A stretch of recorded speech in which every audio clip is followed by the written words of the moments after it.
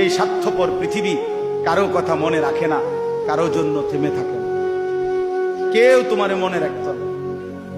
তুমি মরে গেলে কারো হাতে সময় নাই তোমারে কান্দে লইয়া কান্দনে, কারো হাতে সময়।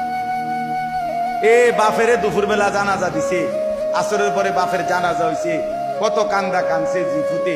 এশার নামাজের পরে পাশের ঘরের থেকে ভাত তরকারি আনছে, এর ওই পেট ভরে ভাত খায়।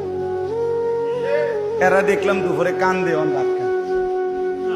আরো গোস্ত লয়, আরো পারমিল মুরগা লয়, তেলাপিয়া মাছ লয়, ডাল লয়। কি আপনারা দেখলাম বিকালে কি কান্দাটা কানলেন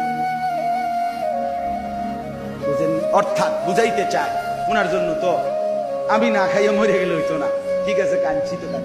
অর্থাৎ দুনিয়া থেমে থাকে না, কারো জন্যই কি থাকে না, থেমে থাকে। এজন্য দুনিয়া নিয়েই ব্যস্ত না হই, আখিরাতের ফিকির করি। আল্লাহ তাআলা আমাদেরকে তৌফিক দেন। আজকের এই মজলিস, আজকের এই মজমা আল্লাহ কবুল করে নেন। এই স্বার্থপর পৃথিবী কারো কথা মনে রাখে না, কারো জন্য থেমে থাকে না। কেউ তোমারে মনে রাখত না। তুমি মরে গেলে কারো হাতে সময় নাই তোমারে কান্দে লইয়া কান্দনে, কারো হাতে সময়।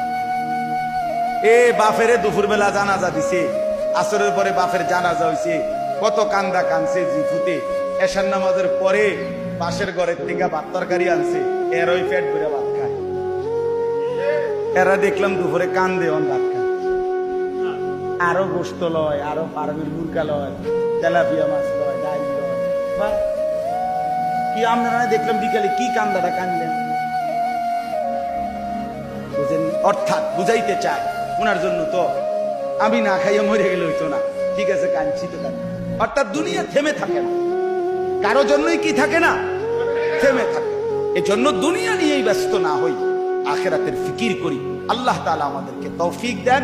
আজকের এই মজলিস, আজকের এই মজমা আল্লাহ কবুল করে নেন।